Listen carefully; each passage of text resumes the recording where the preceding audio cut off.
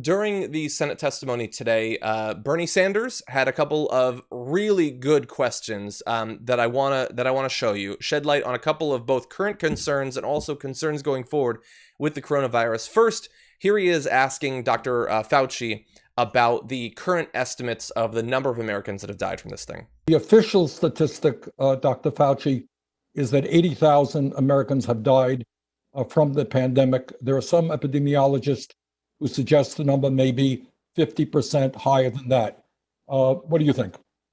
I'm not sure, Senator Sanders, if it's going to be 50% higher, but most of us feel that the number of deaths are likely higher than that number because given the situation, particularly in New York City, when they were really strapped with a very serious challenge to their healthcare system, that there may have been people who died at home who did have COVID, who were not counted as COVID because they never really got to the hospital.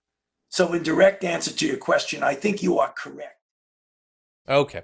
So, look, that's what we know to be true. I know that some people believe that no, they're just counting, like if you get hit by a truck, they count it as coronavirus or whatever. I don't understand how people, well, I do. Fox has said it. That's what some people believe. But no, responsible professionals are saying that it is almost certainly the case, particularly in New York, that it is an undercount. And so I'm glad that Bernie Sanders helped to shed some light on that. Yeah, I mean, that's the issue with not testing everybody. You know, we're going to see this disparity when we're not testing people or only testing people with symptoms when we know you can be asymptomatic, carry it, and infect other people.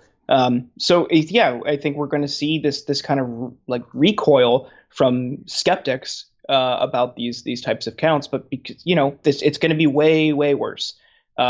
We should be testing everybody. We should be on top of this. We should be proactive. But sadly, like everything else, it's tainted by conspiracy theories. I saw someone post a viral tweet yesterday that claimed hospitals were getting like $35,000 for every COVID-19 death certificate and things like that. It's just like, this is absolutely bogus. And yeah, we shouldn't be pushing that kind of stuff because it was completely unfounded. But also, the tech platforms need to be way more diligent in policing their platforms for that kind of misinformation. Like that's absolutely dangerous to have spreading. And there's just like thousands of retweets, if I remember correctly. Yeah. So Twitter said they're going to have like a label for misinformation about this kind of stuff, but like we've seen them say things like that before, and they really haven't applied it. But they'll take down memes. I've seen them take down memes about different presidential candidates that were like obviously jokes. So pick your poison, I guess. Yeah. And I saw they announced that they're going to do that. They're going to like add like a star or something like that to indicate coronavirus misinformation. And I saw people tweeting that that's censorship. They're not even taking it down. They're just accurately labeling that medical professionals don't agree with it. And look, I'm not going to go on for a long time because I'm just going to depress myself. But the volume of misinformation is so bad, and it gets so much worse each year. It feels so futile to try to stand in the path of it and just throw your hands out, because not only is there way more of it than your speech could ever match, but it's inherently, by the people that it targets, spread more actively. These people who love fake news, just dwell in it, that's what they do, is they stay online on Twitter all day, and they spread it. And the people who spread it make tons of money too, by the way.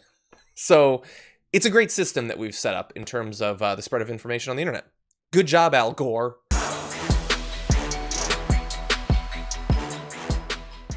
Check out the Damage Report podcast each day, wherever you get your podcasts, whether Pocket Casts or Stitcher or iTunes.